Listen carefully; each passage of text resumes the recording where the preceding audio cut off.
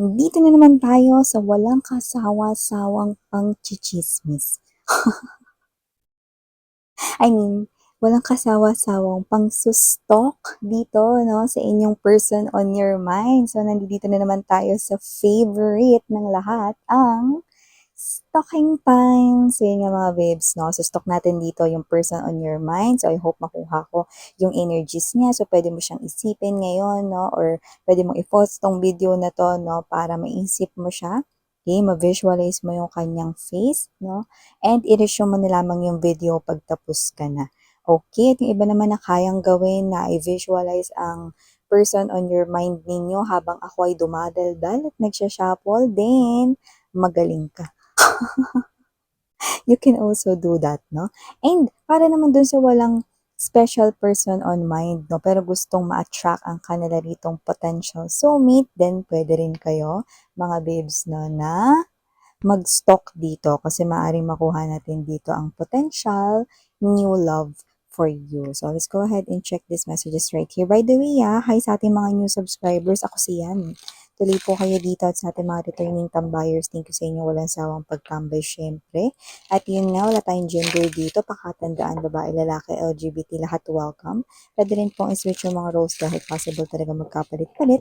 Kasi general reading po ito. And at the end of the day, lahat ay may free will na free niyong gamitin anytime, anywhere. At kung hindi niyo pa knows, may isa pa tayong channel, mga mahal, no, ang Dalning.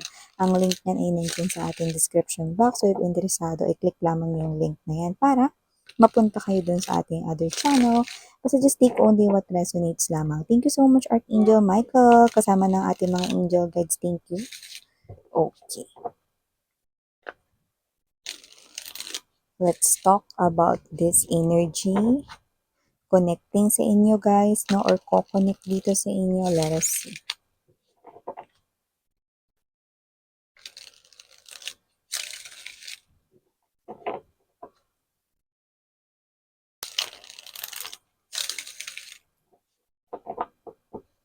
Okay, so let us see ano yung mga messages dito. Ilatag naman na natin sa ating table ang lahat ng ating mga energy. So we have here the Five of Cups.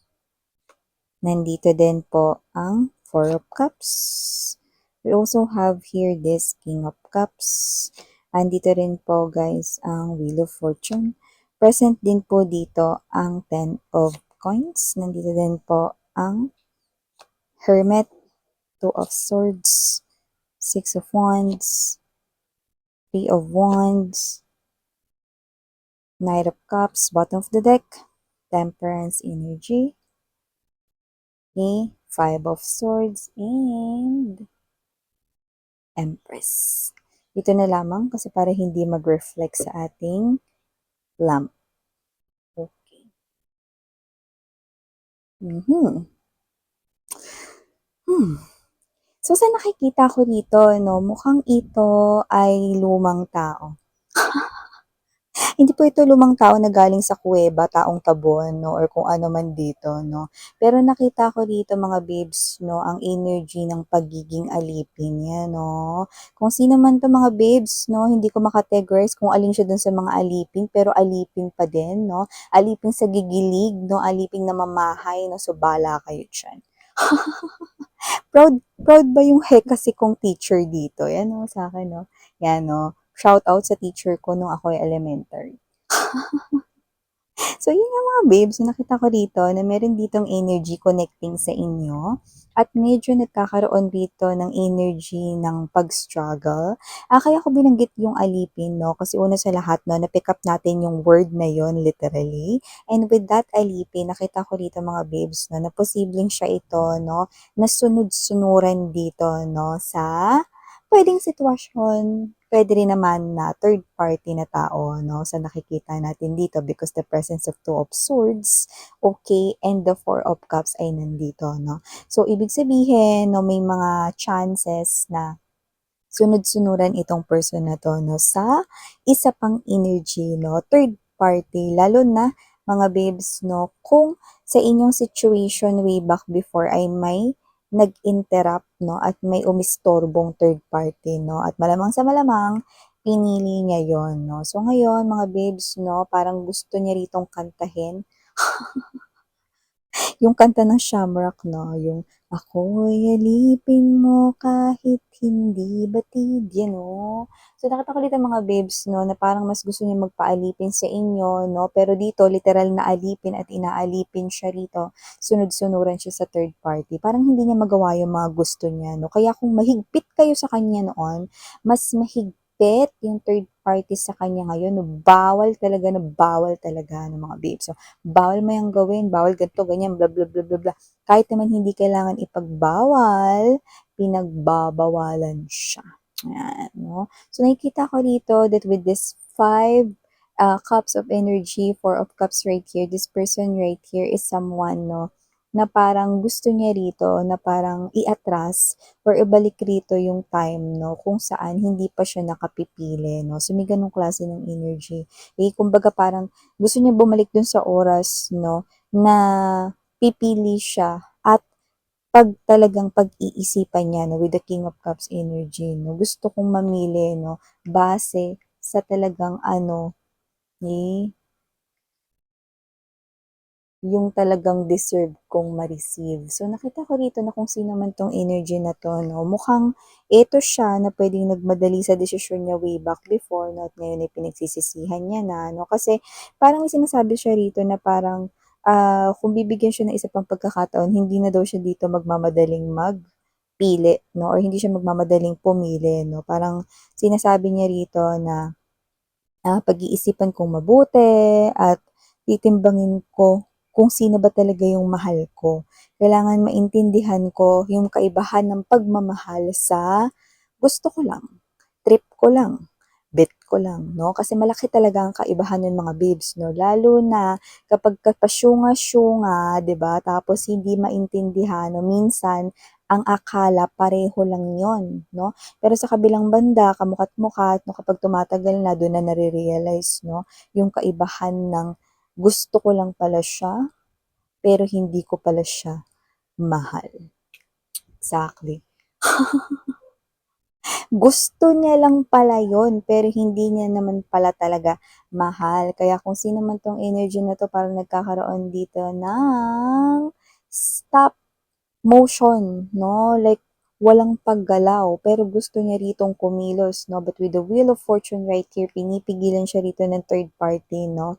Na gumaan yung life niya, no? Kasi nga parang gusto niya ng umiskapo, gusto niya na makipaghiwalay sa third party. Pero nakita ko, parang, um, ano siya parang kinausap niya rin yung third party, kaya lang parang pahirapan ata, no? Na parang magbago ka naman, wag mo naman akong paghigpitan masyado sa mga gantong bagay kasi wala naman akong ginagawang mali, ganyan, no?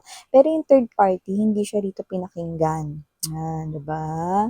So, kahit na kinausap pa at nagpakumbaba pa yung person mo no, na para maayos yung kanila ritong pagsasama or connection nila, no, may mga bagay rito na parang inexplain siya, no, nilabas niya rito yung heart to heart, no, na conversation sana, no, pero ang nangyari rito, may kakitiran din talaga yung ano, no, bumbunan ng third party. Yung bumbunan ng third party kasing lambot ng fetus, you know. Kaya kung sino man 'tong energy na 'to, no, nakita ko rito na parang na-realize niya, no, sorry pero gagamitin ko yung salita na 'to, no, kasi ito talaga yung nakikita ko rito. Parang akala kasi ng person mo, no, matalino yung third party way back before, no, ta's na-realize niya, BO-BO pala. No? So, may gano'ng klase ng literal na word, no, na parang na-realize ng person mo na BO-BO pala mga babes, no? Hindi body odor pero pwede. Like, okay, you know that, no? Ob-ob, baliktarin niyo na lang mga babes, no? Kasi baka mamaya masyadong strict si Whitey, alam niyo na, no? Yan. So, nakita ko rito na parang na-realize ng person ninyo na parang hindi makaintindi yung third party, no? Sa napakaliit lamang na hinihingi niya rito na parang konsiderasyon 'no, na wala naman akong ginagawang masama, pagbigyan mo naman ako dito, baka maglalaro lang siya rito ng basketball, makikipagkita lang sa mga friends, hindi naman makikipag-date or hindi naman rito mangangaliwa ever, 'no. So, nakikita ko rito 'no, na yung third party ay takot rin sa sarili niyang multo. Lalo na kung itong inyong person ay nakuha lang ng dahil sa agaw, yan 'no. So nakita ko rito na yung person mo na medyo nahihirapan siya rito 'no, kasi parang ilang beses niya na rin kinausap yung third party para magkaroon sila rito ng maayos na koneksyon, komunikasyon, ganyan 'no, pero wala 'no. At saka nakita ko rito, hindi sila masyadong nagkikita ng third party. So, hindi ko alam kung ano yung lumalabas dito na parang, energy na puwedeng hindi sila ngayon magkasama dahil sa work, puwedeng merong business na mga inaasikaso itong third party or meron din dito by the way ha, yung third party nakita ko may ganito, may pera siya 'no. Puwedeng maganda rin yung career niya, yun na nakita natin dito 'no, pero ob-ob siya. Gamitin na nga lang natin yung word na syunga-syunga. Pero yun talaga yung literal na word na ginamit 'no, yung B-O-B-O, okey? So, nakita natin dito mga bibs na kung sino man dito yung third party, okey? Nakita natin dito 'no, na medyo busy siya at puwedeng hindi niya naasikaso yung person mo. At hindi ko alam 'no, parang madalas umaalis yung third party nung nakita natin dito with the Three of Wands energy, Six of Wands 'no. Kaya bukod sa hindi niya rito nakakasama yung person mo, okey, nakikita ko rito na marami siya ritong ganap sa life niya at parang napapabayaan niya rito yung person mo. But there's love, okey? Mahal ng third party yung person mo, which is nakita natin yun dito. Kasi 'pag nagkakaroon siya rito ng time, okey, nakikita ko rito na ginagamit niya yun para tawagan, kontakin, i-chat 'no, ang iyong person dito 'no. Kaya lang alam mo masyado siyang mahigpit to the point na wala na sa lugar yung higpit niya 'no. So, nakita natin dito na nasasakal ang iyong person, okay. Pero mahal ng third party, yun nga lang yung pagmamahal niya too much, nakakasakal at masyado siyang, attached 'no, at clingy sa person mo. Kasi kahit magkasama sila, alam mo yun 'no, parang kahit i-chat lang yung person mo ng mama niya, ng family niya, pinsan niya 'no, parang siya ito, "Ano naman yan, mamaya na yan, mag-ano muna tayo, manood muna tayo rito." Ayun oh, nagsisimula na nga yung palabas dito sa TV, oh. Yeah, I don't know 'no, pero parang may something talaga yung third party 'no. Hindi ko naman nakikitang, sira yung kaniyang brain, pero parang may energy siya na parang, "Sa'kin ka lang mag-focus. 'Pag magkasama tayo, sa'kin ka lang mag-focus." 'Yan 'no. Mamaya mo na-replyan yung mama mo, mamaya mo na-replyan yung pinsan mo, mamaya na-replyan yang friends mo 'no, or yang katrabaho mo 'no. Yeah, kahit importante parang iba yung takbo ng third party na parang siyang may ano, bell 'no, sa kanyang ulo 'no. In other words 'no, tililing. Yung gano'ng klase ng energy na parang tililing, may tililing yung third party 'no. So nakita ko rito na yung klase ng love ng third party para sa person mo 'no is too much to the point na, it's almost giving me the vibe na it's not love anymore.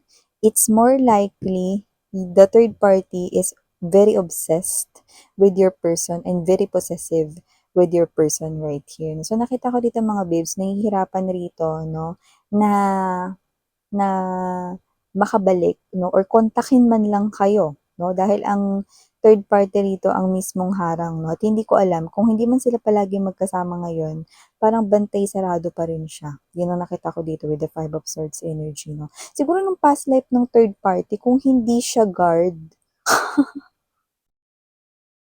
baka dati siyang ano 'no, yung alam mo 'yun, magaling magbantay 'no, gwardiya sibil mga ganyan 'no, kaya sundalo siya ganyan 'no, pulis 'no, nung kanyang past lives 'no. So nakita ko rito na kung sino man 'tong energy ng third party na 'to na medyo mahigpit ang pagbabantay niya dito 'no, pero nakikita ko rito at saka ano ha, etong, image na 'to kanina ko pa 'to tinitingnan.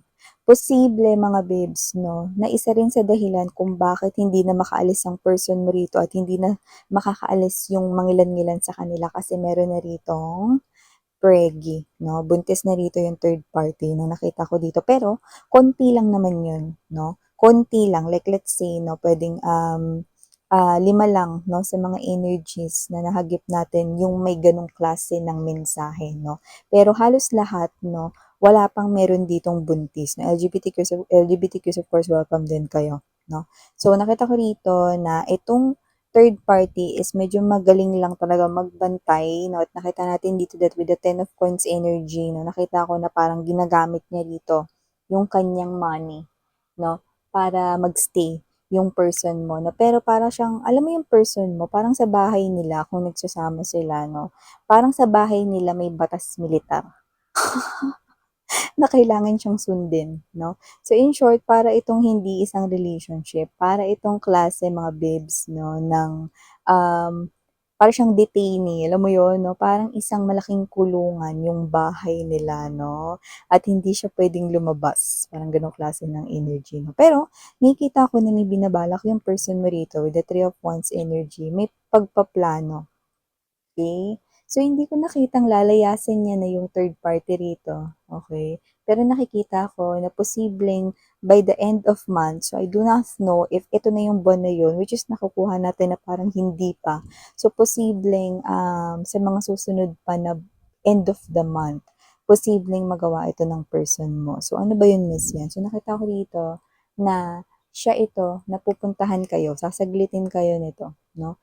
Kakausapin kayo nito. Okay? So, more likely, sasadyain niya kayo at hindi niya gagamitin rito ang kanya ritong cellphone, text message, or whatever, no? Kasi posibleng nakabukas yung social media niya dun sa third party. Nakuha mo? In short, yung kanyang social media like Facebook, Instagram, pwedeng nakabukas doon sa phone ng kanya ritong third party. Yan.